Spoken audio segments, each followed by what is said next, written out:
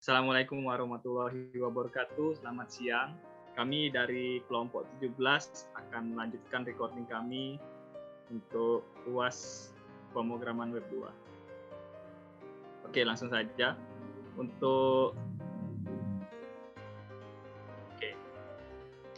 Jadi kami menggunakan fasilitas GitHub di sini.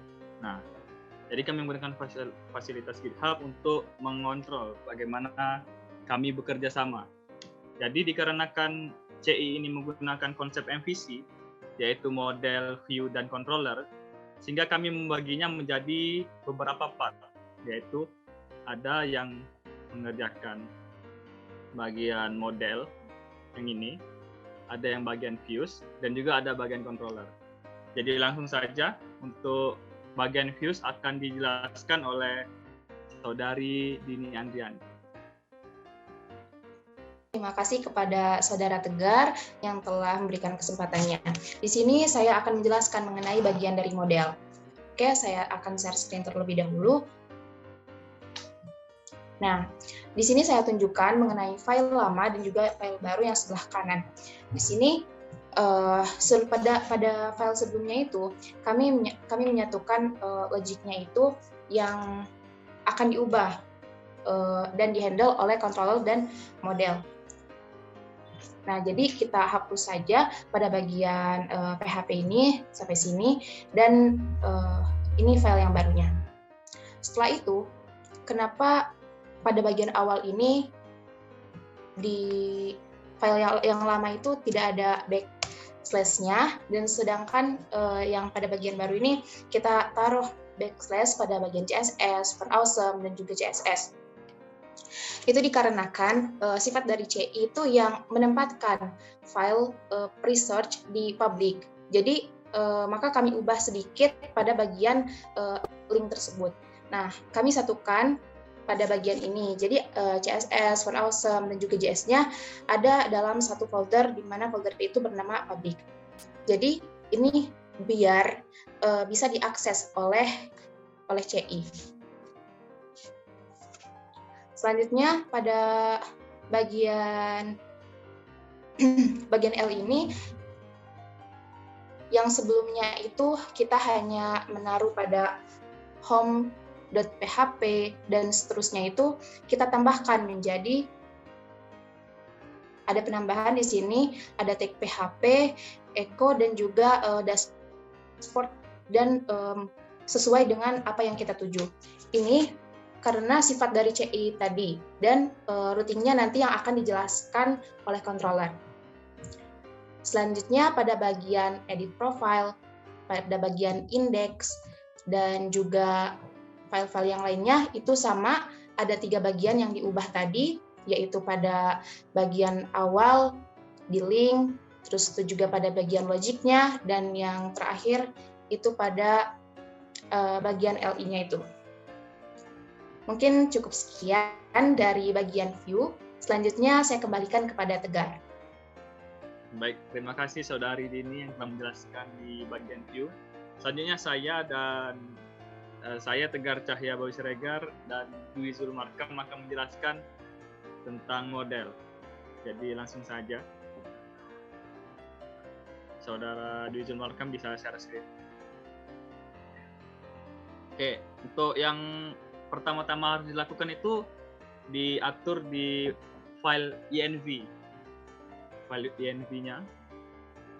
Nah, itu kita buat jadi CI environment-nya dibuat jadi development. Nah, yang itu kemudian ada beberapa pengaturan database lagi di bawahnya. Yaitu database default hostname-nya localhost. Kemudian nama database-nya untuk kami menggunakan PHP login. Kemudian nama username dari host kita, yaitu root. Kemudian passwordnya apa, karena kami tidak menggunakan password, jadi dikosongkan saja. Kemudian drivernya menggunakan MySQLi. Hanya begitu saja. Baik, langsung saja di file user modelnya. Nah, di user model ini berfungsi untuk sebagai kayak entity. sebuah entity yang menyimpan berbagai macam data. Untuk yang pertama itu yang harus dikonfigurasi yaitu variable table. Dengan namanya itu menyesuaikan nama tabelnya. Nama table kami yaitu accounts. Kemudian primary key-nya di mana? Yaitu di username, karena nggak boleh sama gitu kan di username-nya. Kemudian ada before insert yang nanti akan dijelaskan. Kemudian ada allow field. Allow field itu yang boleh diganti. Yang boleh diganti dari insert, update, dan lain-lain. Yang nantinya akan dipraktekkan yang akan dijelaskan oleh controller nanti.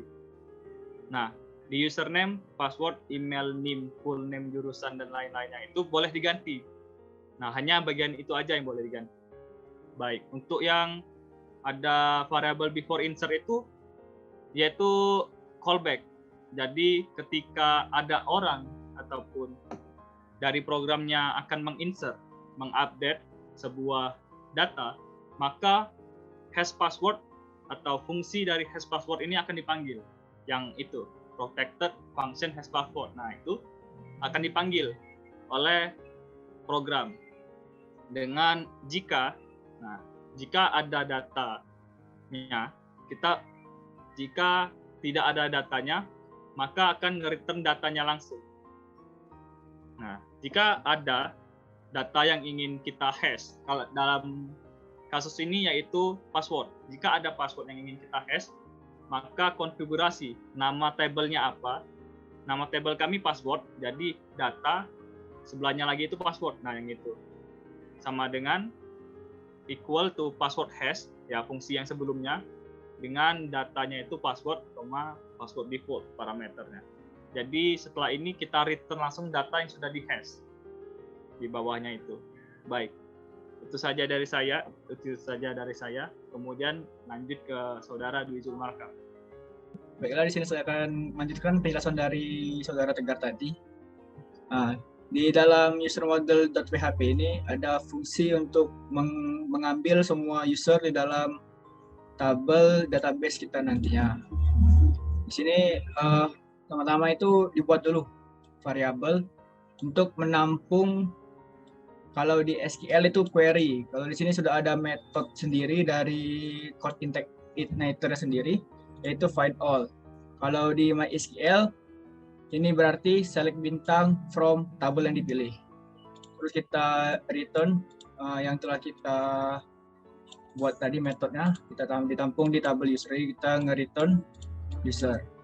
Terus selanjutnya itu fungsi untuk mendapatkan ID user. Nah, di sini parameter itu adalah user ID. Nah, seluruh parameter yang ada di fungsi ini itu di-handle oleh controller. Nah, di sini kan get user by ID fungsinya. Di sini nge-return this where, metodenya itu where ID user ID first. Ini maksudnya where ini seperti di SQL itu kondisinya, di mana dia mengambil ID dari kontrol nanti dan user ID dari parameternya. Begitu juga dengan function dari get by username, sama seperti yang di atas. Terus yang add new user, nah di sini ditampung dulu kan di variable message. Nah, di sini metode yang dipakai adalah insert user data. Ini berfungsi untuk memasukkan data yang mana parameter user data yang dihandle oleh controller yang sudah saya sebutkan tadi kan. Terus kita return message-nya ini. Terus di function update user, sini update user ini berfungsi untuk mengupdate atau memperbarui data-data dari user yang akan diinputkan di edit profile nanti ya tadi. Nah, di sini pakai metode update. Di sini parameter user all data dan user new data, terus di return message-nya. Mungkin itu saja yang saya jelaskan. Terima kasih, dan selanjutnya akan pembahasan controller dan routes akan dibahas oleh Pemrido dan Ais Anissa Rahman. Baiklah, terima kasih kepada Saudara Dwi. Baiklah, saya dan Ais akan menjelaskan mengenai controller. Ini saya akan share screen. Baiklah, di dalam folder config ini ada routes, di mana routes ini akan mengarahkan ke controllernya masing-masing. Di sini ada 3 routes, yaitu route ke login, register, dan dashboard. Di sini saya akan menjelaskan mengenai route login dan dashboard. Di sini di route login bisa dilihat bahwa dalam route ini akan mengarahkan ke login, ke file login, dan secara default akan memanggil fungsi index. Di sini bisa dilihat fungsi index itu berfungsi untuk mereturn, untuk mengalihkan ke halaman indeks. Di sini di dalam file login ini juga ada fungsi out, di mana out itu membuat session baru dan kemudian akan meminta data, merequest data berupa username dan password di sini dari form di halaman sebelumnya. Setelah itu fungsi akan membuat objek berupa user model, lalu user model itu akan memanggil fungsi get user by username untuk mengambil record dari database berdasarkan username, lalu akan disimpan dalam out data. Kemudian akan ada pengkondisian jika out datanya ada atau tidak berdasarkan username yang dimasukkan. Kalau out data tidak nul, yaitu dimasukkan sesuai dengan yang ada di database, maka akan password di dalam form yang sudah dimasukkan tadi akan di-verify dalam out password ini, akan dibandingkan dengan password yang ada di record database. Kalau benar menghasilkan nilai true, maka fungsi akan membuat session data, di mana session data itu berisi login, true, dan ID yang akan diambil dari record di database. Kemudian sessionnya akan diset sesuai dengan session data di sini. Lalu setelah itu fungsi akan mengalihkan ke halaman dashboard dengan mengirimkan data sesuai record. Jika tidak, maka session akan membuat session baru yang one time use, sekali pakai, yang menampilkan pesan error, di mana pesan error tersebut username atau passwordnya itu salah, lalu akan langsung mengalihkan ke halaman indeks. Ini akan terjadi jika out password ini, di mana perbandingan antara password yang dimasukkan dan yang ada di record itu salah, menghasilkan nilai false. Fungsi tersebut di kondisi ini juga akan bisa terjadi jika dalam sini ada di pengkondisian ini out datanya nul, yaitu username-nya ini di sini tidak sesuai dengan di database, bisa saja kosong atau salah. Maka akan ditampilkan juga pesan error seperti sebelumnya, yaitu username atau passwordnya salah, lalu akan dikembalikan ke halaman indeks. Kemudian di route yang ini, route dashboard, di mana route-nya akan ke file dashboard dan menampilkan secara default akan memanggil fungsi dashboard. Di sini bisa dilihat fungsi dashboard.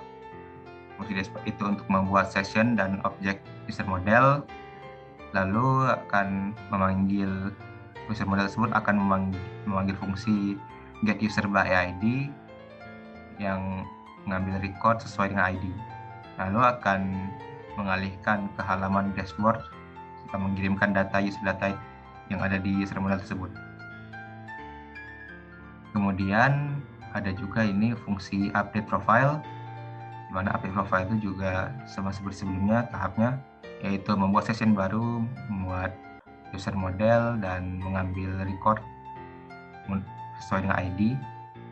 Lalu di sini ada validate. Validate ini mengambil foto.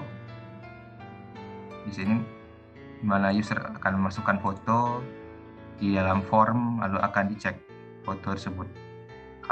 Kalau memang dimasukkan oleh user, maka di sini akan menghasilkan nilai true. Lalu jika true, maka file tersebut akan diambil, lalu akan di rename menggunakan fungsi get random name ini, lalu akan dipindahkan ke folder publik untuk menyimpan foto-foto profil menggunakan fungsi move ini. Lalu setelah itu fungsi akan mengambil data itu, semua data user di form berupa full name, jurusan, fakultas, bio, dan lain-lain, termasuk foto tadi. Lalu setelah itu, di sini user model akan mengupdate isi database menggunakan data-data yang ada di sini, yang sudah dimasukkan sesuai dengan form. Setelah itu, di sini user data akan memanggil get user by ID lagi, mengambil data sesuai record database yang tadi sudah diupdate di fungsi sebelumnya, lalu akan dialihkan kembali ke halaman edit profile dengan mengirimkan data-data di user data ini. Kalau tidak, di mana sini kondisi yang tadi kan true, di sini jika false, di mana berarti foto tidak dimasukkan, berarti sama seperti tadi, cuman hanya bedanya di sini tidak ada foto karena tidak ada dimasukkan tadi. Sama ya, ini mengirimkan datanya juga ke halaman edit profile. Di sini ada juga fungsi edit profile, fungsinya sama seperti di dashboard ini, sama persis, cuman bedanya di sini dia akan mengalihkan ke halaman edit profile. Di sini juga ada fungsi profile, sama juga, cuman dia mengalihkan ke halaman profile. Lalu di sini ada fungsi logout.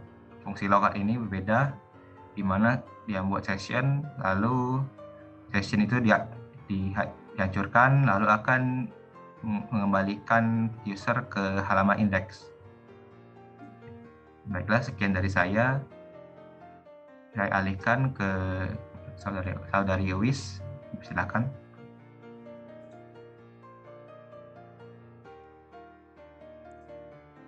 Baiklah, di sini saya akan melanjutkan penjelasan dari Rido.